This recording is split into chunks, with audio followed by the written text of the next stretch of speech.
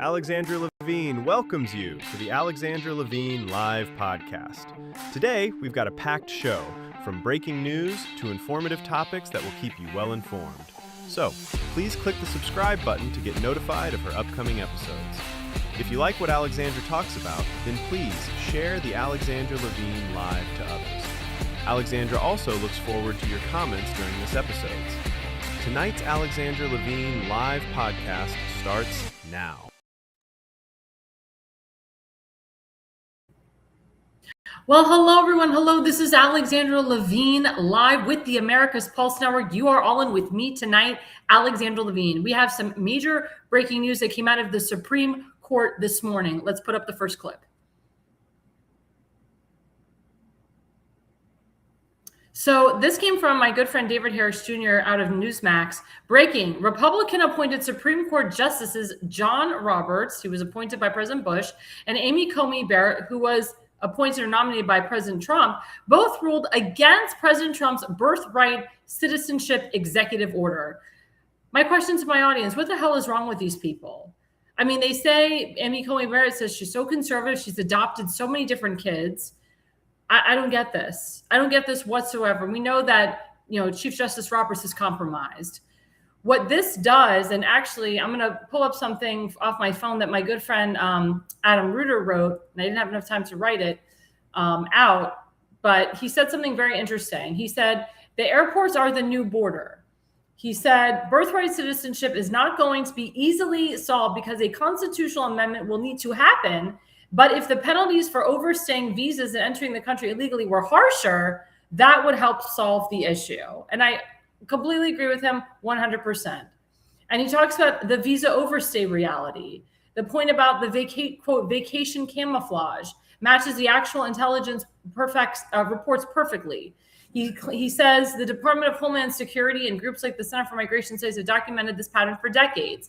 In multiple recent years, people who legally entered the United States through airports on non-immigrant visas, mostly tourist or business visitor visas, and then simply refused to leave, made up anywhere from 40% to over 60% of the newly added undocumented population. They don't trek through a desert. They show up clean-shaven, present a valid passport, hand over their biometric data, state they are visiting Disney World or a family member, and get stamped right into the interior. Once that 6-month window expires, they drop off the grid entirely and melt into the local economy.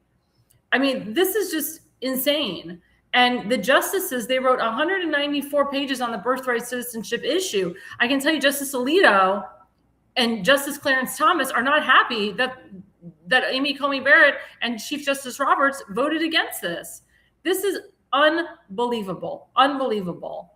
And Adam Reuter said, he says, I hate to say it doesn't surprise me, but it doesn't matter because we've argued the issue so many different ways we've argued the issue, and they all came to the same decision as the Supreme Court, which is ridiculous.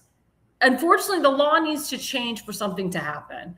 But I mean, this is just, again, asinine to me that they would go against President Trump's executive order, that they would completely, Amy Coney Barrett, who totally surprised us all. Everyone thought she was the most conservative Supreme Court justice, has turned into a liberal. And she keeps going against President Trump every single time. I can tell you Supreme Court justices are compromised. A lot of them do get compromised. I really wholeheartedly feel, in my opinion, that Amy Coney Barrett is compromised. And it's really disgusting to see and to note that these are Supreme Court justices. And it's funny because Congressman Johnny Olszewski of the Baltimore County area, he lives in Miller's Island, but that's not his district. He actually called for term limits for Supreme Court justices. Not a term limit for himself, but a term limit for Supreme Court justices. Well, my question to you, Congressman Johnny Olszewski, who's actually Adam Reuter's cousin, is what do you think about this? Are you okay with Amy Coney Barrett's decision? Do you support this? Do you think she needs to be term limited now? She probably voted in your favor. Maybe you've compromised her. Who knows? But we need to get to the bottom of why the Supreme Court is going against the law and going against the will of the people. It's very sad. It's very, very, very sad.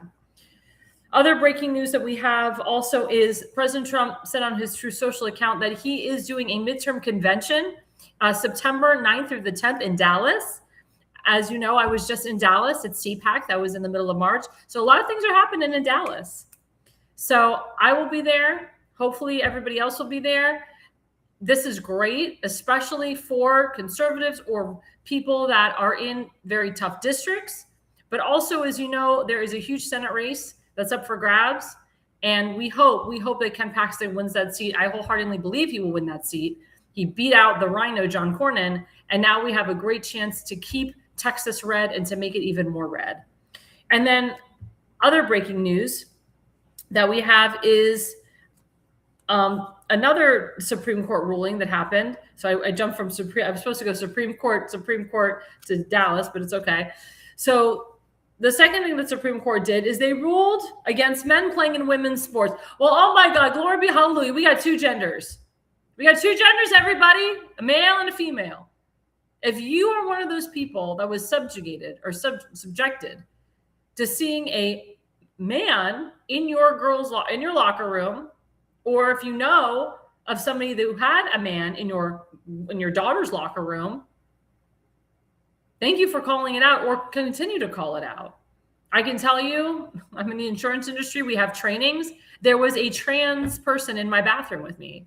It was a man becoming a woman.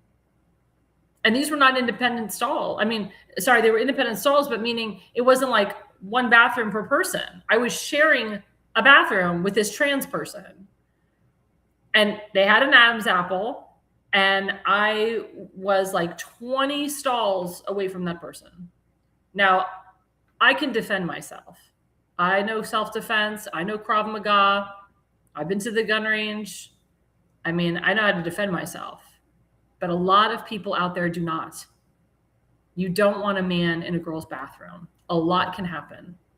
So I thank the Supreme Court for ruling against men playing in women's sports. But the fact that they had to do this, the fact that we as Americans had to do this, and this was under Joe Biden, actually it started with Obama and then continued with Biden, is asinine and disgusting to me. And God forbid, you can't say that a trans woman is really a man. No, if you're a trans woman, you're a woman. Again, can a man have a period? Can a man use a tampon? I'd like to know where he would stick that tampon, because the only place he can stick it is up his butt and his nose. So again, the whole thing was ridiculous and asinine to me. Thank God we're done with that crap. Thank God we have two genders. And I hope wherever school your children go to, if you continue to take your children to public school or send your children to public school, that you make sure that they teach your kids that it's he, she, and not they, them, it, non-binary, binary, whatever the crap. And if you don't like what the teachers are teaching, you have the right to pull the children out of the school and homeschool them. But I can tell you, under the Biden era, or the auto pen era, we should say, things were so crazy. But now under President Trump, things are much better. I have full faith in our country, full faith in the future. That's why we have to keep moving on. I always say, trust the man, trust the plan. We have to make America great again and keep America great. Now we go into segment one. So segment one talks about celebrating 250 years of America. I can tell you, I will be celebrating it in DC for 4th of July. And if you can see, I have my 4th of July nails. So I have my American flag. It's right in the middle. I did it on my middle finger on purpose in case anybody messes with me for loving America. But this is the trend, everybody. This is the trend. So I'm so happy to celebrate America. I'm so happy I'll be in DC and in the Maryland area, and I'll be celebrating in all different parts of the country too. And I'm very, very, very happy that America is being celebrated so well by President Trump. So let's put up the first slide at Real Donald Trump. So my man Donald Trump wrote, big win just moments ago at the Supreme Court in the Slaughter case, confirming presidential power in our country to remove executive branch officers and agency appointees or representatives under Article 2. This decision was long sought by United States presidents dating all the way back to the 1930s. It is such an honor to be the sitting president who won this historic and unprecedented ruling, one of the most important ever given with respect to presidential powers. Thank you for your attention to this matter, President Donald J. Trump. And this was huge. I remember when he was going through this.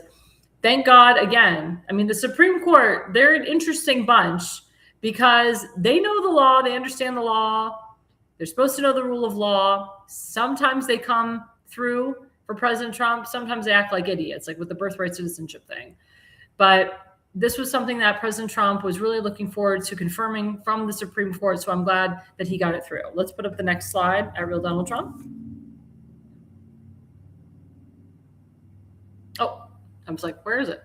So this one's really important. So this also stems on the 250 years. As you know, DC was giving him hell. They weren't going to finish the reflecting pool at the Lincoln Memorial. I mean, he's been working on this for months. The goal is to have it done by the 4th of July.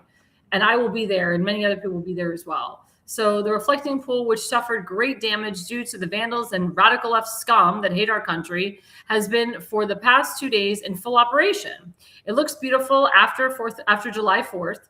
It looks beautiful. After July 4th, we will release the water, fix the damage done to the very expensive waterproof matting with the use of sharp knives and muscle, including the 350-foot gash along its right side, and have it looking as good as it was 2 weeks ago, when it was absolutely perfect. This will all happen very quickly. Security is watching very carefully for the almost 70 other monuments, statues, and fountains that we renovated throughout Washington, D.C. If anyone attacks any of them, they get as much as 10 years in jail. In any event, go check it out. The reflecting pool is magnificent. Thank you for your attention to this matter. And I remember under Joe Biden, of course, they removed that executive order right away. And then when Prime Minister Netanyahu came to visit DC, you had crazies that were vandalizing the Liberty Bell. They're vandalizing statues, Confederate figures, and they were also in Union Station. They took down the United States flag and they put the Palestinian flag up there. And as we know, there's no such thing as Palestine. So thank God again that we have President Trump back in office, that he is there to celebrate 250 years of America, and that he has renovated and redone all of these statues. And he puts up the Confederate statues because it is history. We have to know that there was a Confederacy, North and South. You can watch these movies. The problem is that the kids today do not know the history because you have idiots like Joe Biden that tore down the real history of this country. Same thing with Barack Hussein Obama. Barack Hussein Obama made it so that America is weak. And when Biden came in, oh my God, people in Ukraine and Russia, they knew that America was becoming weak. And then Trump comes back in, takes back the power, and now we have power. Now we Americans are thriving again. Now we as Americans, we can say we're an American and wear our American flag with pride.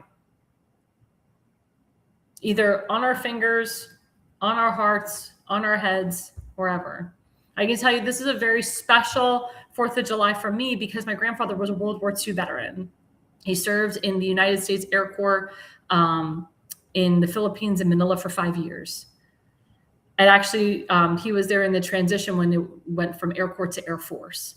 And my grandfather is honored at the World War II Memorial, and my grandfather was a Jewish war veteran. So he's honored by the Jewish war veterans in DC. My grandfather was the commander of the Jewish war veterans at his post in Silver Spring, Maryland. So anything that has to do with veterans, I love. And later on in the program, we're going to have a special guest who will talk a lot about veterans and what he's going to do for the veteran community where he lives. But it's so special, guys. It's so special to celebrate 250 years of America. If you are an American and you hate this country, get the hell out. If you're a congresswoman or a congressman or a senator and you put Somalia first, or you put any other country first before America, get the hell out. If you support Gaza, put Gaza first before America, and you're a sitting congresswoman, get the hell out of our country. We don't want you. We want people here that love our country. We want people here that come here legally, go through the process legally, just like it's supposed to be, just like the law of the land, get your citizenship, assimilate to American life, try to learn the language, because a lot of people come here and they don't learn the language. What if we try to go to your country? What if I wanted to become a Hungarian citizen or a French citizen? I would try to learn the language of the country that I'm going to become a citizen of.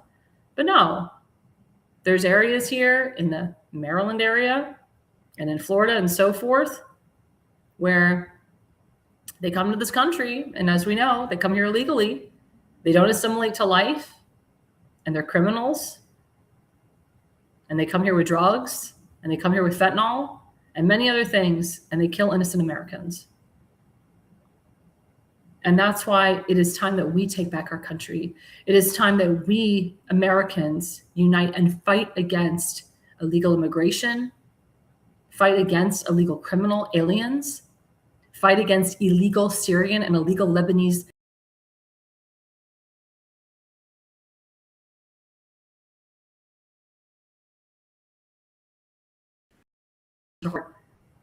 or they be imprisoned, or they need to be imprisoned back in their respected countries. People don't understand what the criminals have done to this country, what Obama and Biden have done to this country. I thank God that my good friend, Border Czar Thomas Homan, is on the border doing everything he can to keep the radicals out. I like the fact that we have Mark Mullen as our new DHS secretary. Kristi Noem was okay. I'll be honest, and I've said this on the show, when I think of a DHS secretary, I actually think of a man in that role, not a woman. We've had other women in that role. Kristen Nielsen did a terrible job. Kristi Noem did okay, but she could have done a lot better. We may get a male U.S. Attorney General. In my opinion, when you think of a U.S. Attorney General, I think of a man in that role. It's not because men are better at it. It's just, they're both very intense roles that require you to have a backbone. And we as women, I'm emotional. A lot of women are emotional. In that situation, you can't have emotion.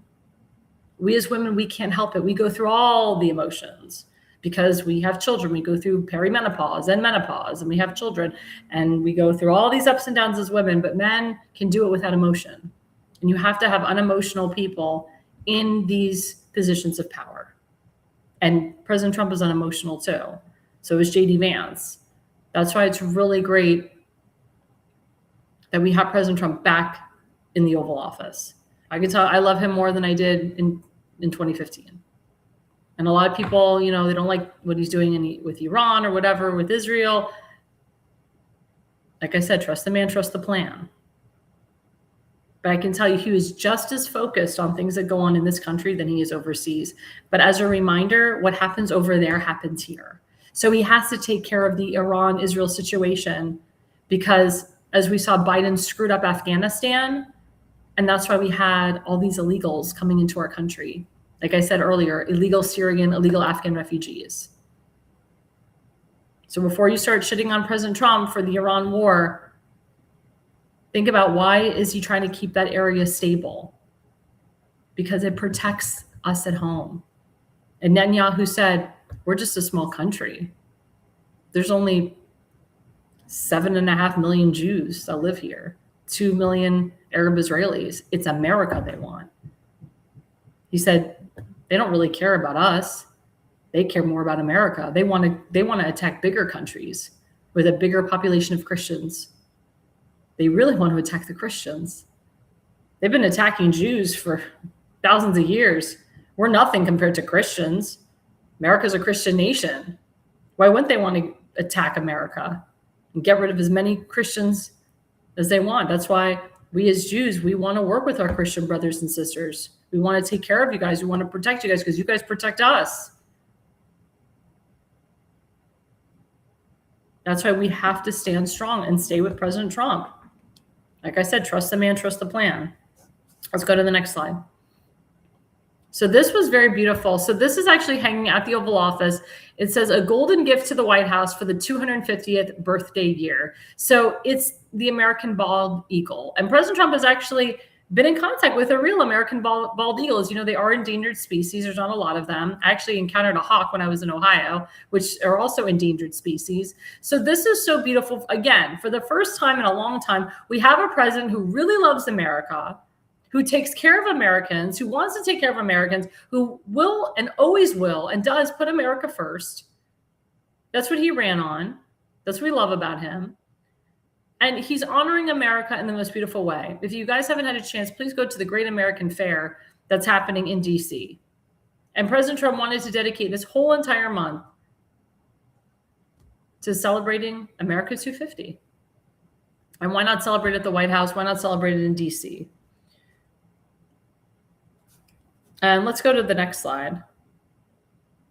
Unless that was the last slide. Whoops. I thought I had another slide. But again,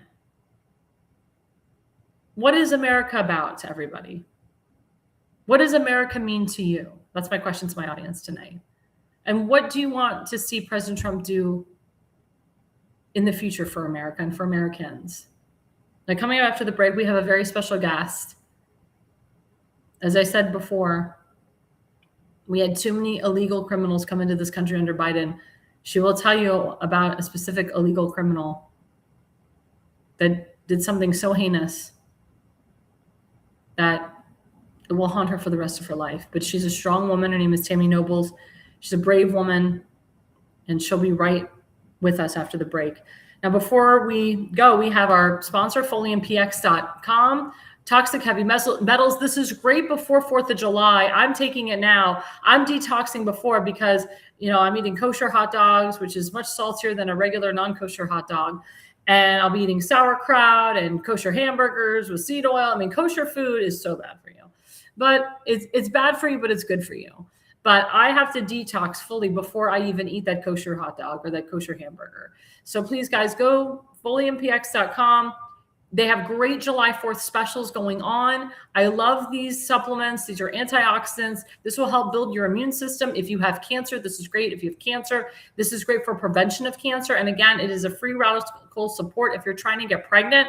These are great supplements to help you get pregnant because it's all detoxing. If you have cysts on your ovaries, ladies, if you have fibrosis or fibroids on your uterus, take these because this will reduce anything and will help you get pregnant. I know I talk to women all the time. It takes so long for them to get pregnant. But if you do these supplements, I'm telling you, it will help. It will reduce any issues that you have. And it also helps the man's sperm. I heard too. It also helps increase the man's sperm supply. It makes the man more fertile. So it ups his testosterone. So please, guys, go to FoliumPX.com. Click on that QR code. Get the discount. Again, July 4th discounts all over the place. And we'll be right back with Tammy Noble. Stay with us. We are live, and we'll be right back after the break.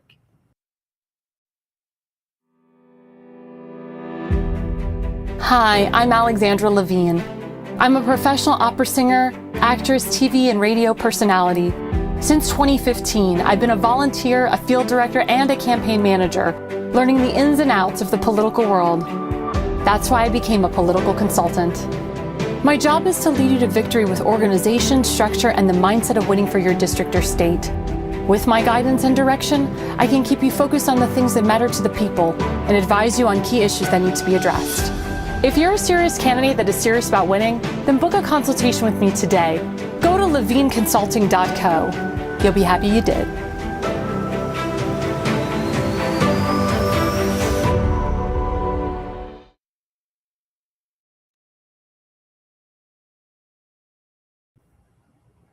Well, hello, everyone. Welcome back to Alexandra Levine Live. You are with me, Alexandra Levine, with the America's Pulse Network. I just want to say thank you to everyone who is watching right now. My friend Donna Willender, we have some other people from the state of Florida. Thank you guys for watching. I know I have a lot of friends that watch and they don't comment, but we appreciate your comments. We really do. Again, don't forget to like and subscribe. Damon Sherrod, someone's asking where's the code because I think they want to donate. So please, guys, we love it. We appreciate it. We're live on about 15 different channels and connections. So please, guys, thank you for staying with us and sticking with us. So we have two special guests tonight. The first special guest is a woman who everybody knows. Her name is Tammy Nobles. Love Tammy. She's an angel mom. Unfortunately, she lost her beautiful daughter, Kayla, to an MS-13 gang member from El Salvador. He came here illegally, and he did some heinous things to her daughter. So I want to focus, Tammy, whatever you can say. about what happened to your daughter and what you want to see going forward now that we're celebrating 250 years of America. On March, at the end of March, her murderer, Walter Javier Martinez, came across the border as a unaccompanied alien child. They did not do a background check on him. He was flagged as an MS-13 gang member, and they allowed him into this country. All they had to do was make one phone call to El Salvador and to find out he was flagged as a gang member. He also had a criminal record in El Salvador for illicit gang activity in 2020. He ended up he ended up staying in the same mobile home as Kayla.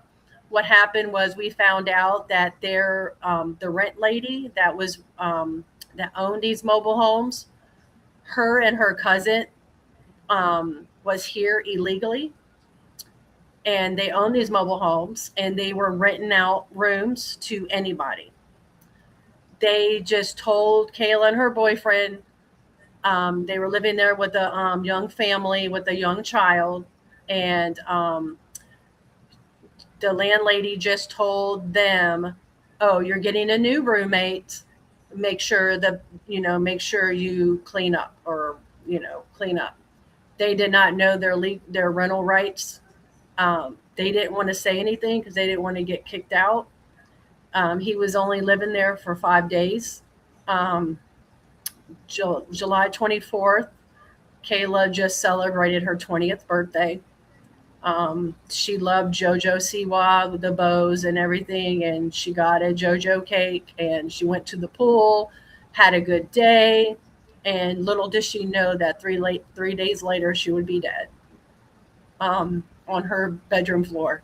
He waited till everybody left. He was only living there for 5 days. Kayla and her boyfriend was trying to look for another place to live because they didn't, they knew something was off with him, but they just kind of stayed distant from him, and they were trying to find a place to live, but he was only there for 5 days. He waited till everybody left. He broke into her room in the morning. She ended up calling her boyfriend on voicemail.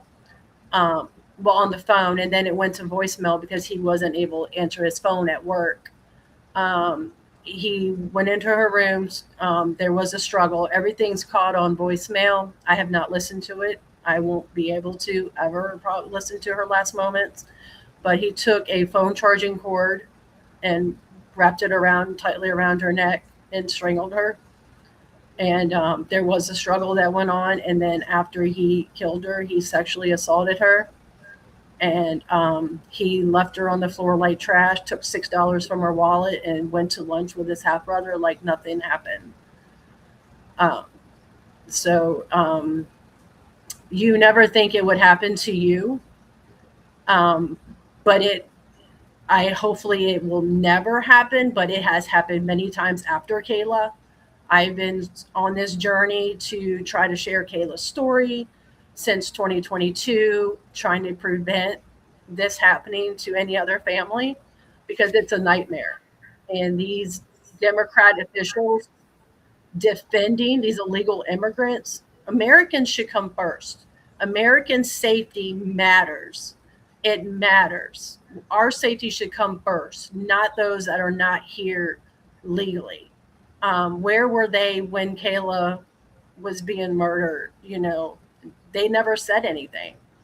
And I am, thankful for hopefully the new people to come into office. I'm thankful that Tim got up there. I'm so thankful for Dan Cox. Hopefully he'll win. It's funny because he was my lawyer. So, and I'm, just hoping that a lot of people will open their eyes and wake up and see what is happening and what Donald Trump is trying to do and what ICE agents are trying to do. They're trying to protect American citizens. They're trying to protect everyone living here so it doesn't happen to your family. I agree with you 100%. It's so heinous what happened to your daughter, and we will always keep her in our prayers.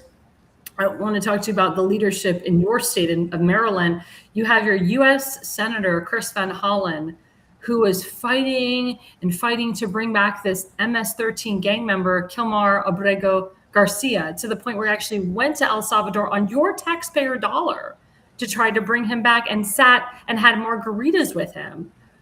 In your perspective, someone who lost their daughter to an MS-13 gang member, what do you think about that? I am so sick and tired hearing about this Maryland man. Like, I just, wanted to tell, Van Hollen, like, he shouldn't even be in office. How are you allowed to go to another country and pick up this individual that is an MS-13 gang member, is not here illegally? How are you able to do that? Mm-hmm. You need to go over there and live over there and be with them then. If you want to, if you love these people so much, and you go. I was testified in Congress one time, and one of the Republicans asked, if Kamala Harris was right here in front of you, what would you say? And I told them, well, if she loves Walter so much, then she can have him live with her. And they laughed. Like, you should have these people live with you. All these, government officials, your children and relatives are not where Kayla is. You're not in the community. You're in protected, gated community. Your kids go to private schools. Oh, Walter was allowed to go to 2 different Maryland high schools after he murdered Kayla. Human Services put him in school after the Aberdeen Police Department told them that he had to be in a secure location. He was able to go to school with other children. And when I found that out, I was livid. I spoke out about it. They allowed him to go to school after what he did to Kayla. Yeah, the only reason I laughed is I'm laughing because Kamala Harris, as you know, would never take Walter into her home. That's the irony of the whole thing. And they laughed too, and I laughed. So yeah. Oh, I don't want to make it like I was laughing at you in your situation, but I'm just saying, like, I was laughing, like, in my heart. I'm like, what you said was so true, but God forbid she would take Walter in, or any MS-13 gang member, into her home. Oh my God, it would be like a travesty. And there's hypocrites, these people, right? She would never, and they're hypocrites, these people. And the other hypocrite in the state of Maryland is Itzi Patoka, who was he was running for Baltimore County Executive. He lost to Julian Jones, and he's still the county councilman until the general election. But he has the audacity to compare ICE agents to modern day Gestapo, which is the most disgusting thing that a Jewish person could say, considering his parents were Holocaust survivors. ICE agents are not the Gestapo. ICE agents are there to help people like you and I. They're there to help Jews like Itzi Patoka and his constituents. And the crime in Itzi's area is so bad, and most of his constituents are Jewish. And for him to bring up the Holocaust and say, I'm a Holocaust survivor, my parents are Holocaust survivors, but we have ICE agents that are like Gestapo. And then he has the audacity to push anti-ICE legislation into the county council. What say you about that? What was that? Oh, sorry. Which part didn't you hear? I can repeat the whole thing. No, I heard all of it. I didn't hear the last question. Oh, okay. No, I was just going to say, Itzi Patoka had the audacity to push, anti-ICE legislation into your county. The county council passed this law. What say you about this? ICE agents are there to protect Americans. They are deporting horrible, vicious people. Just think, Kayla's murderer was 16 years old, almost 17. And he wrote a letter in jail that he has already committed 4 murders and 2 rapes. Almost 17, and he killed 4 people. These are not your kumbaya, whatever people. They are harsh people. and they can live in the community and go under the radar, and you don't even know who they are. They could be criminals, and you will be right next to them, and you will not know. Oh, Walter can act like a child. I've seen it. I've seen it in the beginning where he acted like a scared kid, like he was scared to eat in front of them. And then at the end, when he found out she was, that he was being arrested, and they told him he was being arrested for the murder, of Kayla Hamilton, and he was like homicide in Spanish, and he was like, and his whole demeanor changed. He looked so much older than what he was. They can live in the community and you wouldn't even know it until it's too late, and when they take an American life for no reason. You don't have to be doing anything for you to be a target. And they don't care if you're a Democrat, they don't care if you're Republican, they don't care if you're black, white, what background you are. Everybody is a target. I agree. They are getting these nasty individuals out.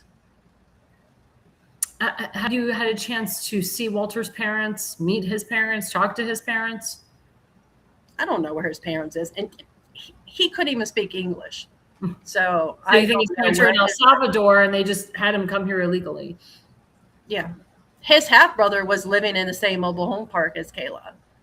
He didn't even want him living with him. So guess where he gets to go? He gets to go in the same mobile home as these two women and this small child.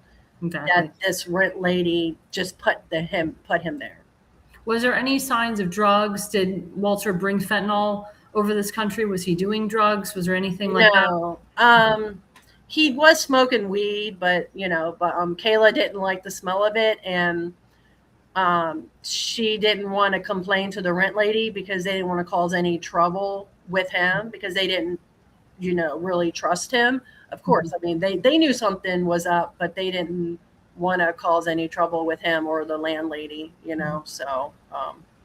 So I know that you were working on legislation with the Senate. You said you had, before you came on, they have Kayla Hamilton's Act, but it's still sitting in the U.S. Senate.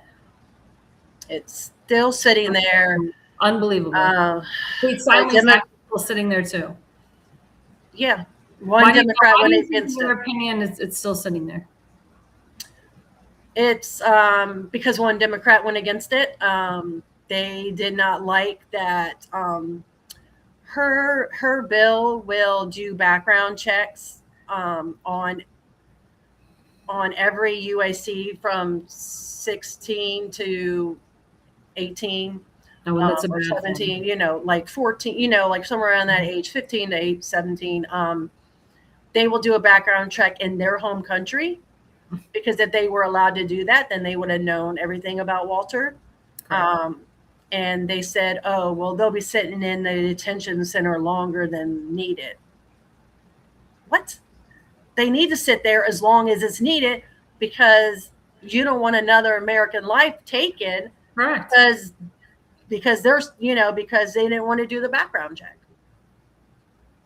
And why wouldn't you want to protect kids? This protects the kids going over the border, because they're putting them in group homes. Would you want Walter, someone like Walter, along with these little kids that are coming across the border? Like, it also protects, American citizens and sex trafficking, and it'll check the sponsors' background, legal status, because he was able to leave his sponsor's house. And she didn't report it until 3 months after Kayla was murdered. Oh my God. She reported him as a missing teen. You know where he is, because he's in custody of social services. Yeah. So she was just doing it to cover her ass, is what I think. Unbelievable. And it's really sad that actually sex trafficking and child trafficking is a huge business here in America. It's like $1 billion business. And it's really, really sad. They're actually coming out with more movies about it, and they're actually true stories about the sex trafficking, the human trafficking that happens and really goes on. Now, my question to you, because I know you've been at the White House, you've seen President Trump, I assume. Have you met DHS Secretary Markwayne Mullin? Have you talked to him personally? I don't think so. I have not. Yeah. Well, I know that's probably coming. It is. Yeah. Now, we talk more on the federal side. And as you know, we're getting a new county council, as you mentioned, Tim Fazenbaker, who's my next guest. What would you like the county council to do to protect more people, to protect young people, so that what happened to your daughter doesn't happen to anybody else? I mean, everybody needs to be, held accountable for, we all need to work together and pass laws and have stuff in place for, safety. Like, how was this illegal immigrant landlady able to even buy mobile homes? Like, we need to have, everybody needs to work together. There shouldn't be my side, your side, whatever. Everybody should care about American citizens and their safety. We all need to work together and to prevent this, get all the criminals out, all the legal criminals out. And we need to, follow the laws that are there are laws in place, but they're not being followed. There's procedures in place. They need to follow what's there. I agree. And another question to you, as you know, your lovely governor, Wes Moore, and Johnny Olszewski, they signed into law mass amounts of affordable housing to be put in very nice areas and historic areas, especially Fort Howard. Now, they say that the Section 8 housing is for low-income families, but the underlying meaning is they're really going to have it for illegals, illegal criminals, and also convicted felons. What say you about this, about your governor pushing all this Section 8 housing in some historic areas and also really nice areas like St. Rita's Church, for example? Wes Moore is a joke. Like I've already said, I mean, he's a hypocrite. He goes on there and says he cares about the community safety when he found out that Walter was in school, but then you're defending illegal immigrants. So you don't care about community safety. And yeah, I mean, he wants it for illegal immigrants. It's housing for illegal immigrants. What about the Americans who are homeless and the vets that are homeless? You're kicking the vets out and you're putting these illegal immigrants in there. 100%. You shouldn't even, I just hope he is gone and just, that he doesn't do another term. Because I agree with you. He's a disaster. It's turning into a sanctuary state. Mm-hmm. And nobody is safe. I agree with you 100%. Before we go, I want to put up your GoFundMe that we have put up. Damon, share. Let's put that up for her. That's a beautiful picture of you and your daughter. She was such a beautiful girl. Can you tell us a little bit about the background of that photo? This was at Thanksgiving, and she gave me a hug. Kayla was a very loving and accepting child, very happy. She loved to have fun. She loved God. She loved going to church. She was very literal. She was just a bright light, and her light still shines bright. And I'm carrying on her memory, and to make sure that her death is not in vain, and that it will mean something. It will, that everybody will remember Kayla and what happened, and hopefully her story will save other lives. And I believe it has, so. I can tell you are a wonderful mother. What you are doing and what you've done is just, I mean, it's for the history books. You will go in the history books for your bravery and for your courage. And I know Kayla's watching down upon you every single day, and she's saying, "You go, Mom. You're rocking. Yeah. You're doing it. Thank you, Mom. Yeah. For everything that you've done." And you will meet your daughter, in this life or the next. But she will always be with you, and you will always have her as a guide and as an angel over you for the rest of your life. I know that. Yes, I truly believe that. Yeah, Damon, let's put up Miss Noble or Miss Noble's GoFundMe. So please, guys, this is very important. This is called Bring Kayla Hamilton Justice. The goal is $50K. She's already raised $39,601, so she's very close to that goal. She's 80% to her goal. So please, guys, use that QR code right now as we speak, as we celebrate America. But we not only want to celebrate America, we want to celebrate Kayla Hamilton's life. Even though it was not long-lived, we still celebrate her life, because in the 20 years that she was alive, she accomplished a lot. Just like we say with Charlie Kirk, in the 31 years he was alive, he accomplished a lot. But we really want to do as much as we can for this family, to honor Kayla as much as we can. So please, guys, right now, click on that QR code, put in a donations today, whatever you want to put. Obviously, the more you put, the more Miss Nobles reaches her goal. But this is such an important campaign, and one of the most important campaigns. And as Ms. Noble says, we don't want this to happen to anybody else. And I applaud that people have already donated, but please, guys, we want to continue donating to this campaign. We're going to feature this entire campaign for the rest, probably for until you make your goal and beyond. I'm always about exceeding my goals. So even though your goal is 50,000, I hope that you get 100 grand. I really do. Thank you. Of course, because you deserve it. Go ahead. You get the final word. And the funds have been used for the trial. Of course, that's over, and we used it for the back and forth when we were going to court, and for the lawyers, and also to events that I attend. And everything goes towards sharing Kayla's story and making sure that, I'm able to share her story and be able to have the funds to go share her story, and to make sure that she's never forgotten. She was a wonderful person inside and out. Well, you're a wonderful mom, and you are more than welcome to come on my show anytime. If you have any updates with Kayla Hamilton's actor, just any updates in general, if anything comes up about illegal aliens, illegal criminals, you are, and we don't even have to talk about that, but whatever you want, you are, the door is always open to you. Thank you. I appreciate it. Thank you. Thank you so much. And before we leave, we have our second sponsor, rncstore.com/ALL. Let's put that up. Yep, Richardson Nutritional Center. Again, this is about detoxing during 4th of July, after 4th of July. Like I said, if you keep kosher like me, the kosher hot dogs, they literally will give you a heart attack because they're all full of salt.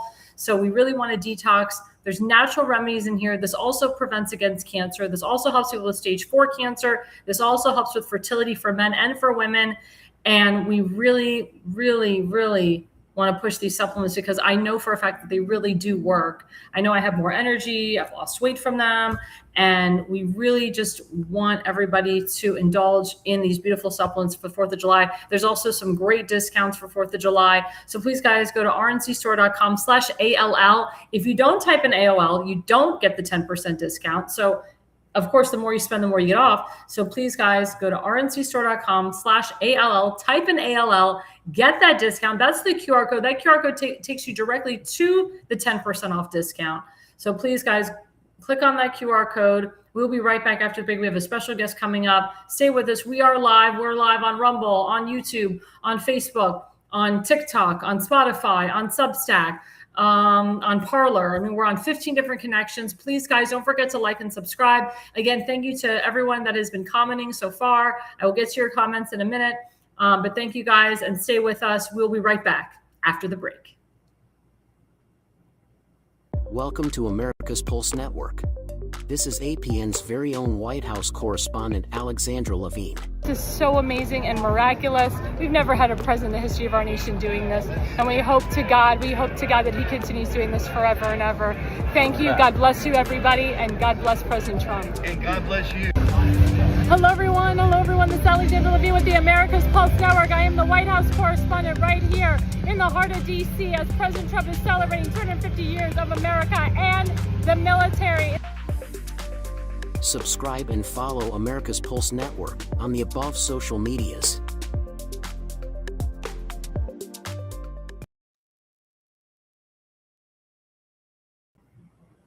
Well, hello, everyone. We are live and we are back. This is Alexandra Levine live with the America's Pulse. We just had a great guest, Tammy Nobles. Now we have my friend, my colleague, my buddy.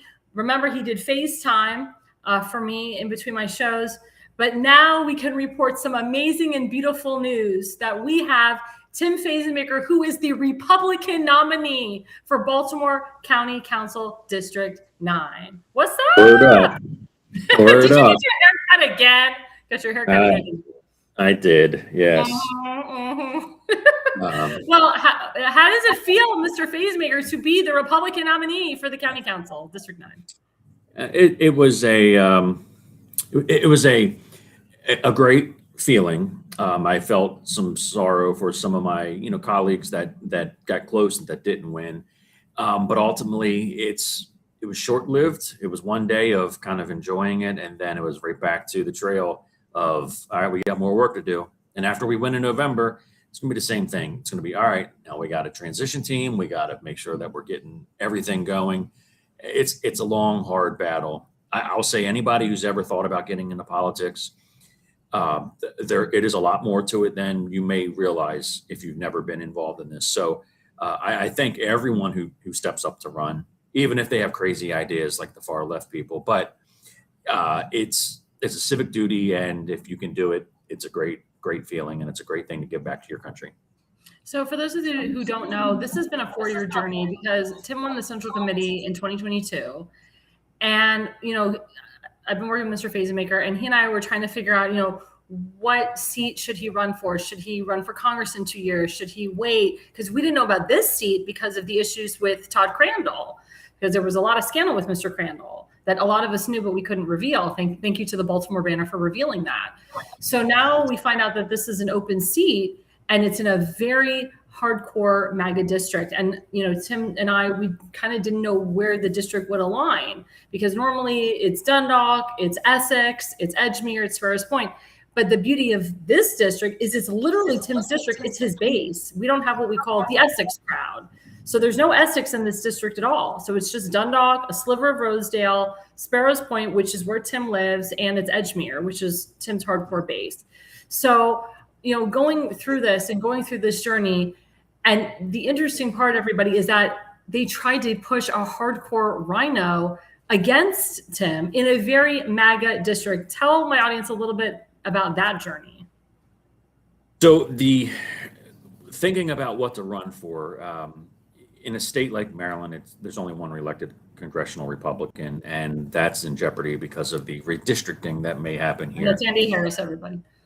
And that's in District 1 with Andy Harris. But you do have a lot of Maryland that is actually very conservative, America first, traditional, that's not about the socialist movement. And this area right here is where the Key Bridge went down. This is a very conservative area where we had the War of 1812. We had 400 years of families living here, having farms, and it's adjacent to Baltimore City. And it's been an area that was the powerhouse of the world. We had that Bethlehem Steel, the largest steel plant in the world. And these are things that, I want to give back to the community, but it has to be innovative to get this community back past its heyday. So we've been on the decline for years and decades in this area, but knowing that the county council position came up, and this is a powerful position. This isn't, some of the positions for council are very milquetoast. This is a very powerful position. We can control pretty much the East Coast economic flow just from this territory, because we have the port, basically the Port of Baltimore here, which is, there's going to be some changes and stuff, but you have so much thoroughfare and economic business here that it has to have the right person to actually move this forward. So it wasn't a surprise to me that this position, when it opens up, and there was some scandal with other people going on prior to this, that this became a seat where people were like, we might have a chance to take this, people on the left, people in the establishment, and so on and so forth. But knowing my community and knowing the base, and then knowing what these people want, and my number one thing is, what do you want as a community? Saying that rallied the base to say, we want Tim to help represent us, because he will listen to us. Even if they don't like me, they trust me. And that is more important than being liked, because they know I have the interest of not only myself and my family, but my community and my entire district at hand. That's what put us, in a landslide. We have a mandate moving forward here, and we are looking to continue that. And we're gonna make this area great again, and we're gonna make it better than it ever was. And I'm so excited to do this. So before the election, I should say, you were on the Central Committee. You decided to resign from being a Central Committee member because you wanted to focus on your campaign. Is that correct? Yeah, one of the strengths that I brought to the Central Committee, and if people don't know, it's basically an internal party position that you get elected for from the public. But one of the goals that you're supposed to do is help recruit other people and help get out the message. And one of the strong suits I bring was communication. I have lots of followers. I go into the urban areas and I recruit people and bring them in and try to get them not just to become Republican, but help to take over the party with their values, so that it's not a watered down Republican Party. And being on the committee was always a fight, because you have people on these committees that have switched parties. They were anti-Trump, never Trump, or they just don't like anybody who is conservative leaning or whatever. And look, I made a lot of great connections there.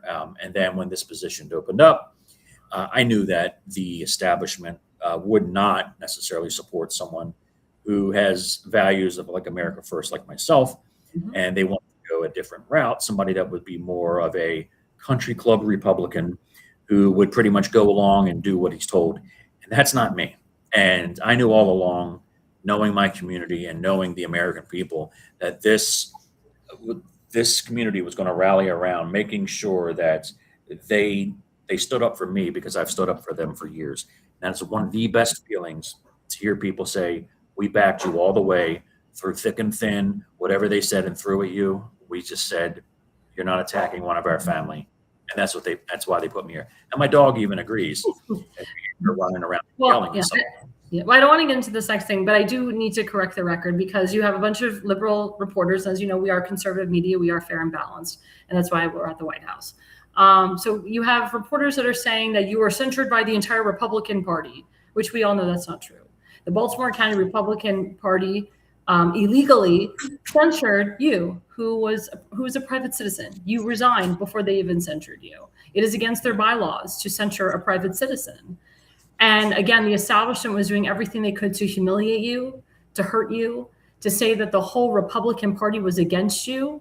And actually it backfired, because what Mr. Fazenbaker did on Tuesday night is he literally imploded and destroyed the entire Rhino establishment of Maryland in one night, to the point that Mr. Fazenbaker fought back and he actually got reelected to the Central Committee. He got the most votes of everyone in his district, with his friend Daniel Eisenhardt and this other woman named Deb Sullivan, who tried to get you out, by the way, which we all know. And then, because of what the Central Committee did to you, and because of how powerful you are and what your movement is becoming, about more than half, or I would say half of the Central Committee has either they resigned, they decided not to run again, or they were voted out. You have about 13 members now that are not coming back in November. What say you about that? As a private citizen, according to our bylaws, you cannot censure a private citizen. What they tried to do after I resigned was they were trying to manipulate the base into thinking that I was not electable, and that they were actually pushing for the establishment person. It completely backfired, and I knew it would, because this is the same thing that we saw in 2016 with President Trump. You have somebody that's trying to drain the swamp, somebody that's fighting for the common person, and the party had all those never Trumpers that just kept trying all these dirty things, and it was sour grapes. They did one last effort by actually attacking me and saying that I was censured, which technically I wasn't, because I'm a private citizen. Correct. But ultimately, the Central Committees are very weak in most places, especially in states like Maryland or Massachusetts, where they're liberal. And I always remember Rush Limbaugh was asked the question 15, 20 years ago on air, why are states like Maryland or Massachusetts, where they have weak Republican parties, why do their Central Committee people always tend to be adversarial and attack other Republicans? And it's simply, he thought about it and he simply said, they don't want to really be in power, because they want to accuse the Democrats of being, when they're in power, making bad decisions, but they don't want to give up their country club status, their little parties and their soirees. They want to hold on to the little bit of power and complain, but not have any responsibility. It's exactly what happened here. And many of the members on the committee and within the party have came to me and they pretty much said straight up, they were being forced to try and harm me so that they could elevate their more establishment candidate. Didn't work. Community saw right through it. And even the Democrats in my area, they tend to be more conservative Democrats, old school union workers that were down here. They know that I will call out my own party, and they do like that. A lot of Democrats see someone like myself and they say, he's not a party person. He's an America First person. He's a community person, which is the same thing. America First is the same thing as your community first. And they know I'll call out anybody. If you do something that's against our community and not in our best interest, if it's going to benefit you, you're going to get called out. The party establishment doesn't tend to like that, but the people like that. And that's more important than any political party. Now, my question to you is, the people that voted for the Rhino candidate or your opponent, do you feel that they will vote for you in the general? Oh, yeah. I mean, you might have some sour grapes from some of the people there. But look, I congratulated all of the opponents, actually, for running a nice, decent race and their efforts into everything here. There'll be some people, I'm sure, within family that still have issues in a sense, and it'll be hard for them to do that. Yeah, I don't want to say that too many times. I think I already said it twice. But but ultimately, the majority of Republicans here, they do support my efforts here, and even the ones that don't necessarily care for me, they know that they can trust me, and they know that I will do what's best for the community, and I take their input in more than what my own personal opinions would be. So I don't think that would be a problem getting the party to coalesce around me. Ultimately, this is a key spot. If we were to lose this seat, the balance of power would pretty much shift where we would not even be able to have a veto to stop the Democrats in this county. So they have to get on board. If they don't, we're going to win anyway. But if they don't, and we were to lose this, it's on them more than yes. So let's talk about your platform a little bit. So one of the things that is so big with you, and when I met you, you were just so passionate about our veterans. And Fort Howard is your baby. I believe in my heart that you won the primary because of your love for Fort Howard, because you want to hashtag protect Fort Howard, hashtag preserve Fort Howard. And as you know, we're celebrating 250 years of America, and it has a lot to do with our veterans as well. So tell us a little bit about Fort Howard, what you will do as the next county councilman for Fort Howard. Fort Howard, as I kind of mentioned earlier, we had the War of 1812 and 1814, and the British come here. They landed there. And we fought them there before they actually went to the White House at that time and burned down the White House. So this is a Revolutionary era battle area where we take pride in knowing that we fought for our independence here to keep our independence, and we took care of our veterans at this fort for decades. And then 20, 30 years ago, we started to see it become dilapidated. You had two forts like this across the country that ended up being given away by the Department of Veterans Affairs, this area and in Nancy Pelosi's district. And unfortunately, when they gave it away, they just said, here to the county, take this and you can have a lease and do whatever you want with it for 99 years. And ultimately, it wasn't going to go back to the veterans.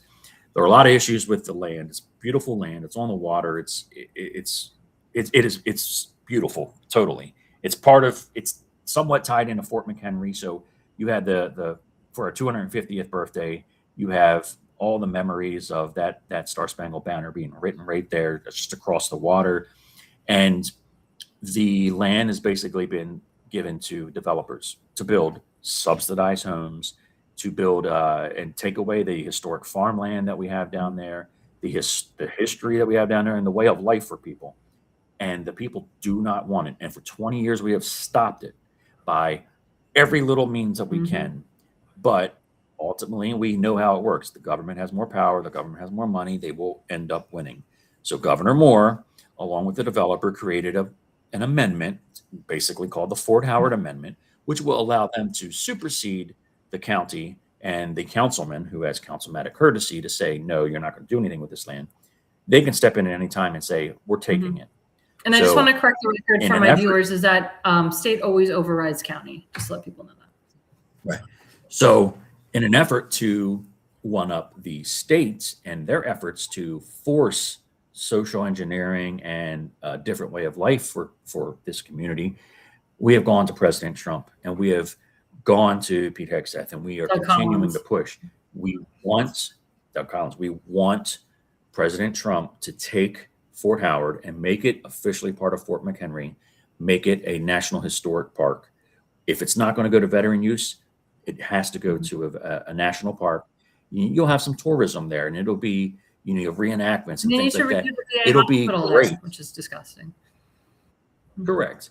And the focus has to be on veterans somehow, and we would love it to be extremely for veterans. And if we can't get that, which the state won't let us, then we will try to find a way to get recognition for that land and give it back to veterans as a historic park, and to stop and thwart Governor Moore and his liberal cronies from taking that land and just throwing Section 8 and throwing any other kind of subsidy down there. And the developer has personally said he's required to have 25% subsidized homes down there. And he said, I'll go more than that if I want. So it's a developer. You will destroy an entire conservative community that is kind of like Mayberry, because that is their ultimate goal, to destroy this, make this an urban area. And we don't want that. We don't have the infrastructure, and we should have the say, because our families have bled down here.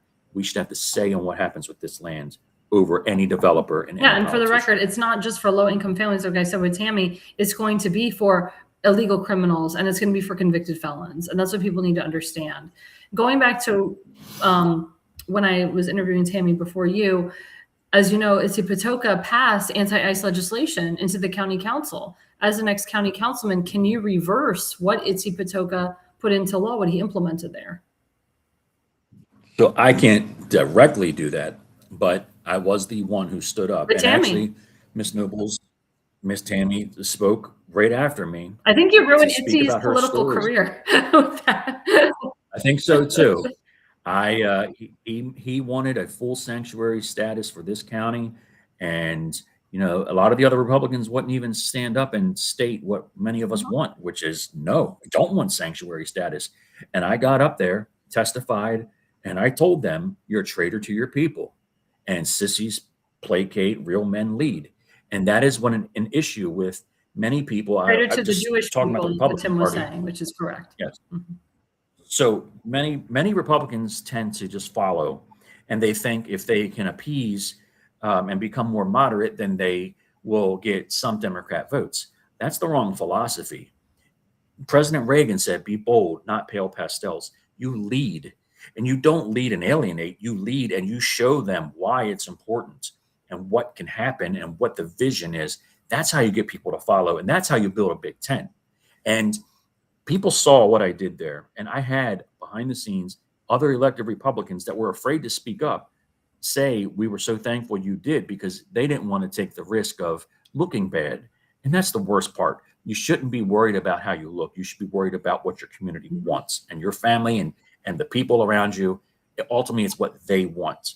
So when I get into office again, it'll be a focus of mine to stop anything that Isipatoka's sanctuary status bill, basically what would happen there. And part of that, and I mentioned before, was $500 million is at stake from the federal government because we won't comply, simply because they do not want to comply with the president that's in the White House at the moment. Correct. It's political and it is partisan, and the people don't want to see it. You're going to see the Democrat Party for a good amount of years still go further and further left. And you're going to alienate more people in the middle and slightly to the left that will feel like that's not their party. And until they actually realize that they cannot live on that far left fringe base, they will continue to self-implode. Unfortunately, it hurts Americans by them doing this in the meantime, but we will find ways to work with the federal administration, whether it's President Trump or Marco Rubio next. But we will find ways to do this, and we will find ways to make sure the press is aware and that we put pressure on any local politician that tries to sneak these types of bills through. So let me ask you something, because I just thought about that as we're talking. You know, when I first met you, you were running for Congress, and now you're running for a local seat, and you will win this local seat. How has that transition been from first running for a congressional seat? It was your first time ever running for a federal race, and now this is your first time running for a local race. Tell us the difference between that and that transition. So when I ran for Congress, it was an accident actually that I fell into. So and you did great, by the way. I didn't know what I was great. doing. Thank you. I didn't know what I was doing, but I knew one thing.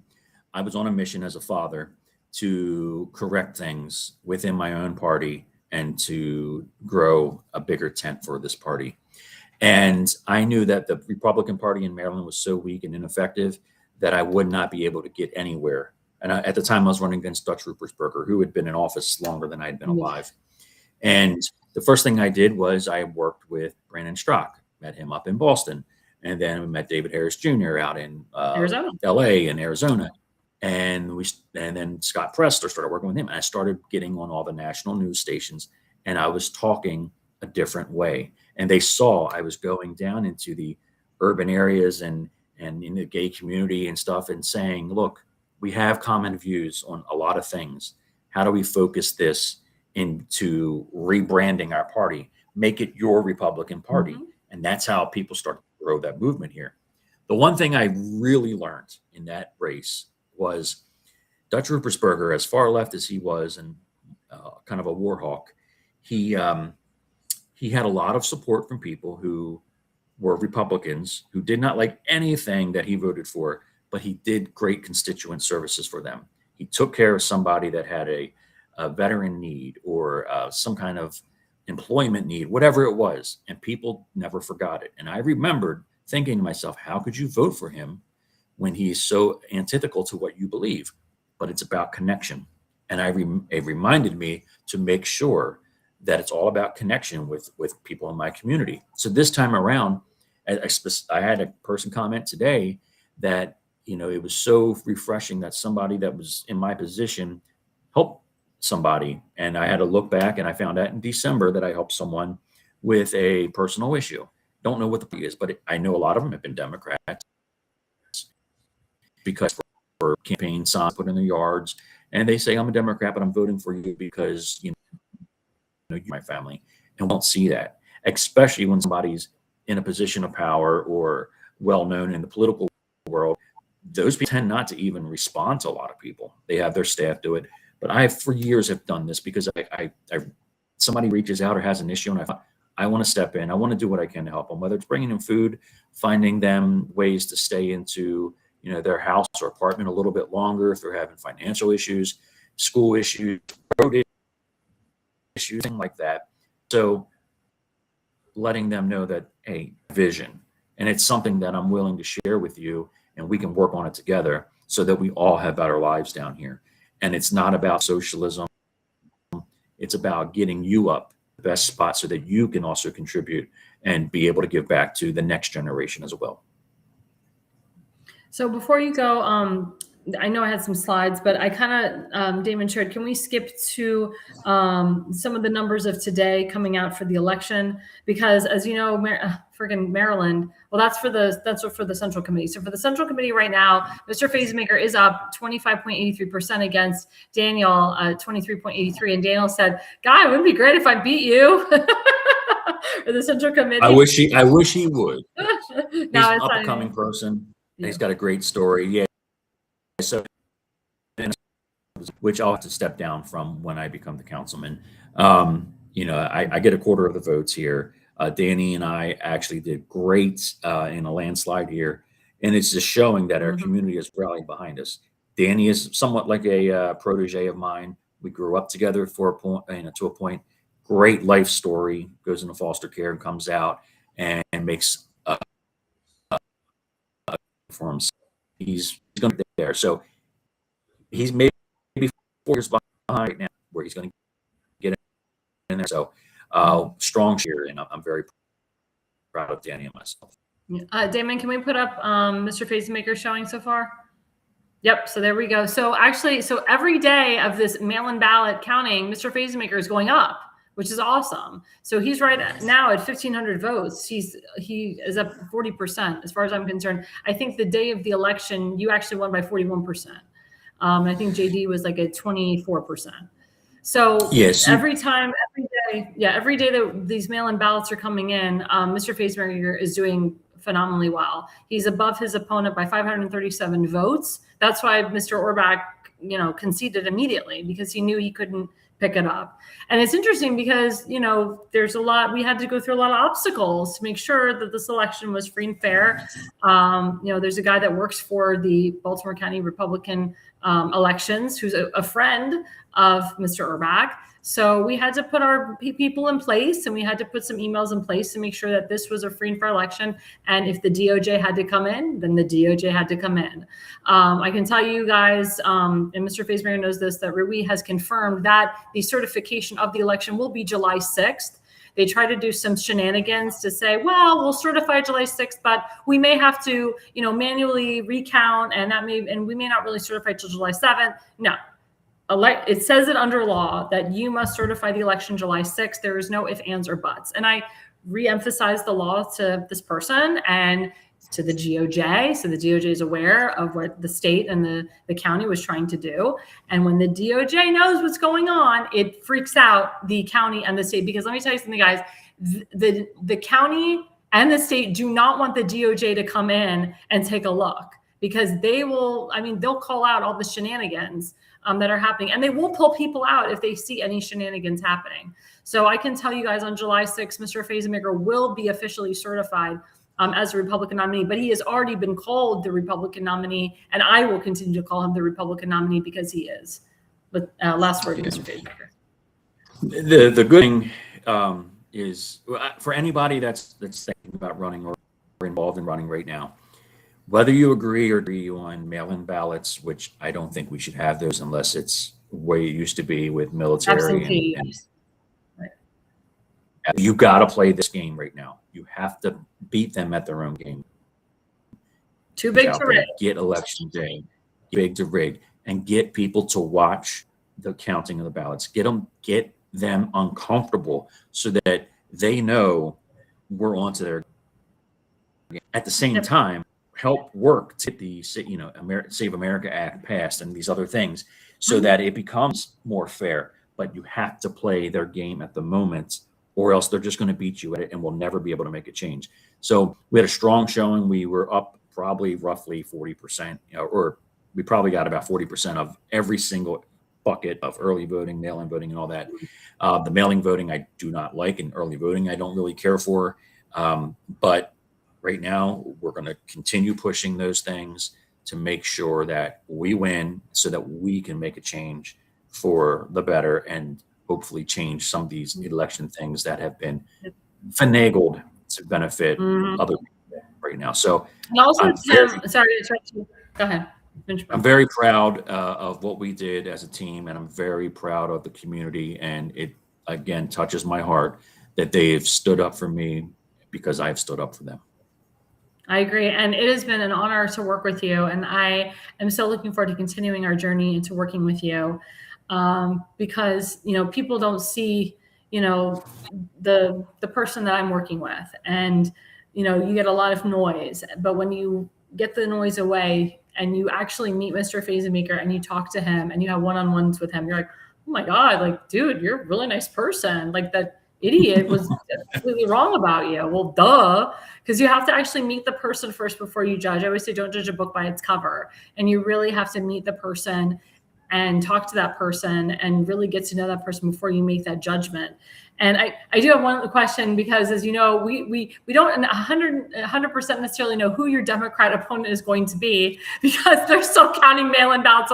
So in the beginning, our Kia Wage, a very nice person, she was up like 50 votes, and then she went down to being up 11 votes, and then up 8, and now she's back up 45, and now up 50. So it's a fight between her and this guy Mark McCluskey. So in your opinion, who do you think is going to be your opponent in for the general? Mathematically, the odds would be our Kia Wade at this point. They are finished so they say, they're finished mail-in ballots, and tomorrow they'll be going through provisional ballots. I don't think there's enough numbers there to actually swing the race the other way. I do got to say, I mean, both people were very nice. I think they do care about their community. One person aligns with my vision a little more. The other person is different, but no matter who it is moving forward, we will continue to show what we've been doing and our vision and how we're going to do it and how we're going to not just be elected and sit in that seat, how we're going to do things. Whether you like President Trump or not, he's had a vision and he's done things to radically change, a lot of the issues that were going on in this country, and will always be remembered. And that's something we really want to do. I want the next generation and generations after that to look back and say, wow, 100 so years ago, how did this area become such the powerhouse of the world that it's going to become? And we're going to do that. Amen. And also, while I have you on, let's put up your QR code. Damon, let's do it. So you can also find me at timfazenbaker.com. Yep, that's it. And, so that is, yep, go ahead, Tim. Yeah, that's, I don't even know where that picture was, but QR codes. I do. That was in Dundalk for the Charlie Kirk vigil that you put together in Dundalk. Sweet. All right. Yeah. So I'm surprised the left hasn't called me out and trying to make it look like I was doing what's that guy in Maine? Yeah. Oh, the Nazi salute now. Yeah, grand. I know you do have a tattoo, Tim. So do have a tattoo of my daughter's name, and there you go. actually, but yeah, that's timfazenbaker.com. As you know, we're going to the general.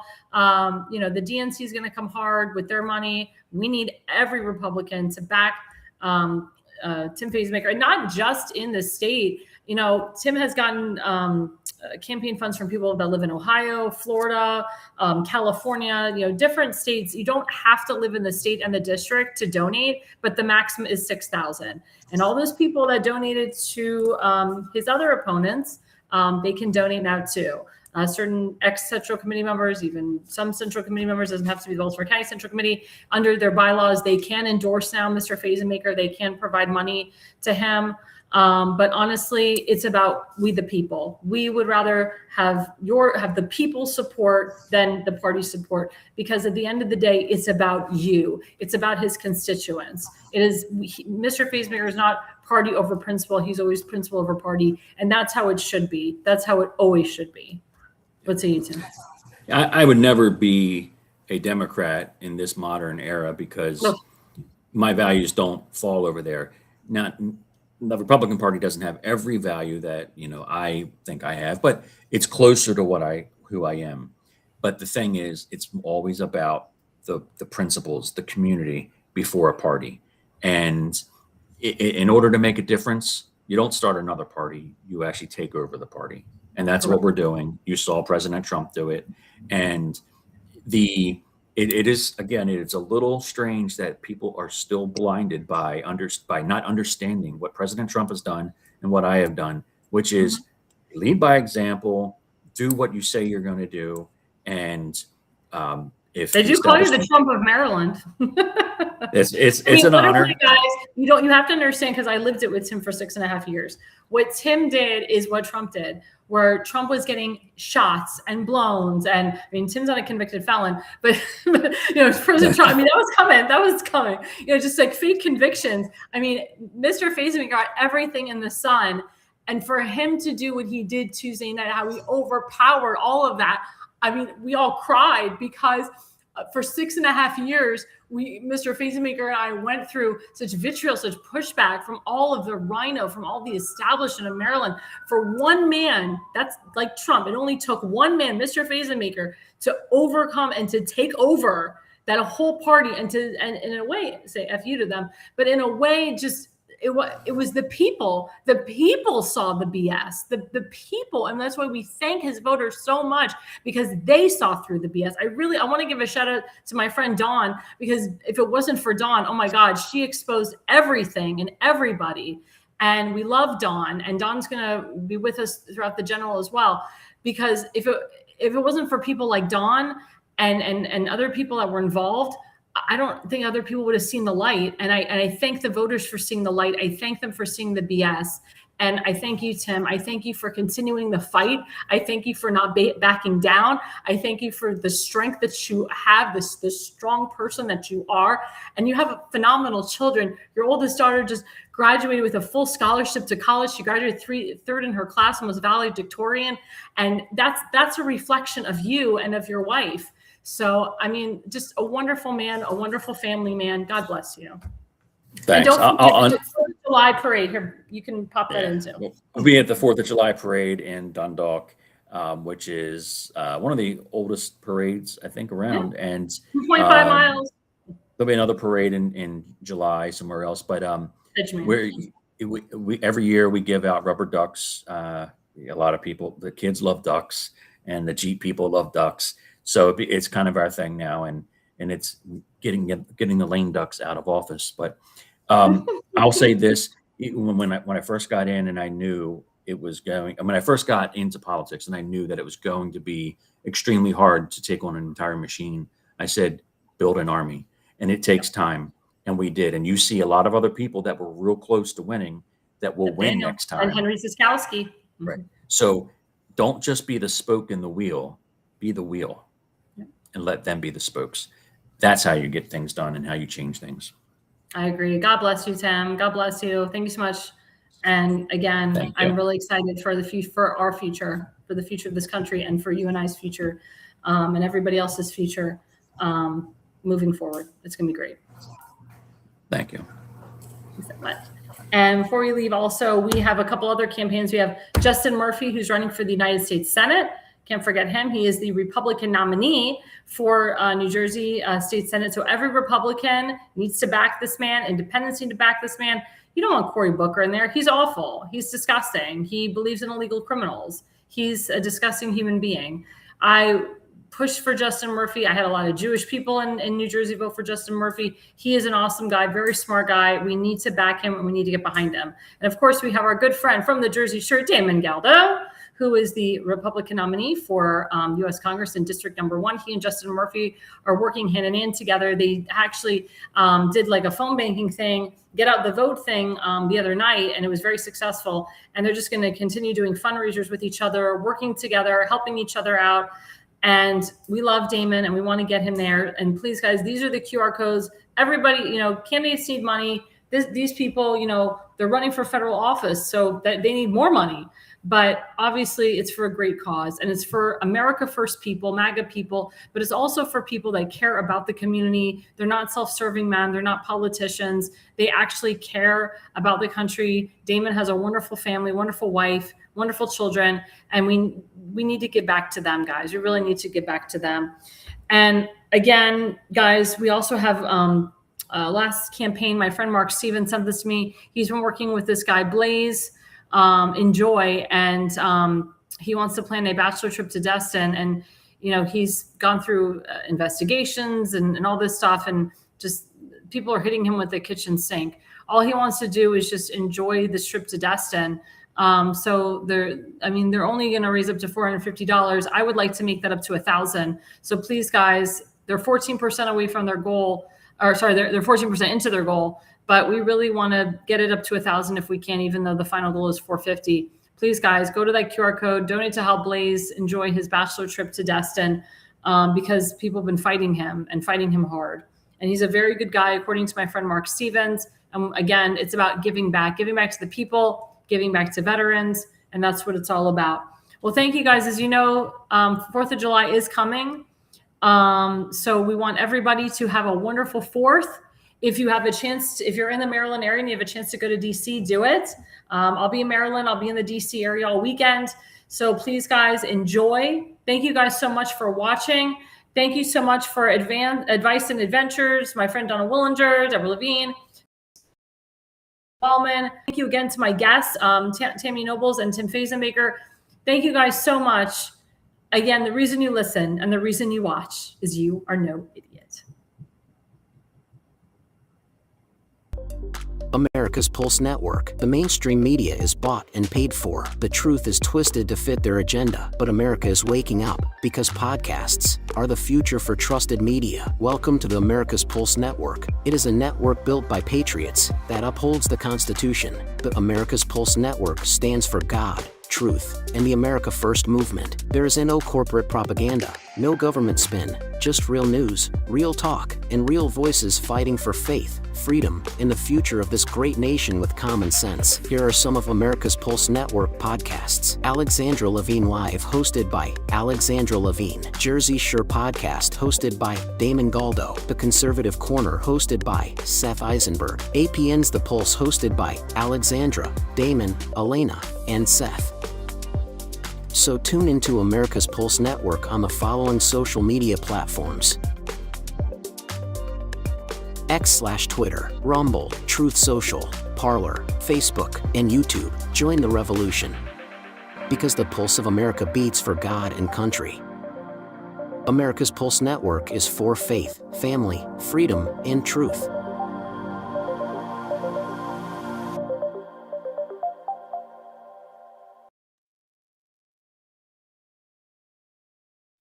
Alexandra, thanks you for watching tonight's Alexandra Levine Live podcast. See you at the next packed show, from breaking news to informative topics that will keep you informed. So please click the subscribe button to get notified for upcoming episodes. If you like what the Alexandra talked about, then share the Alexandra Levine Live podcast with others. Alexandra also looks forward to seeing you on the next upcoming episode.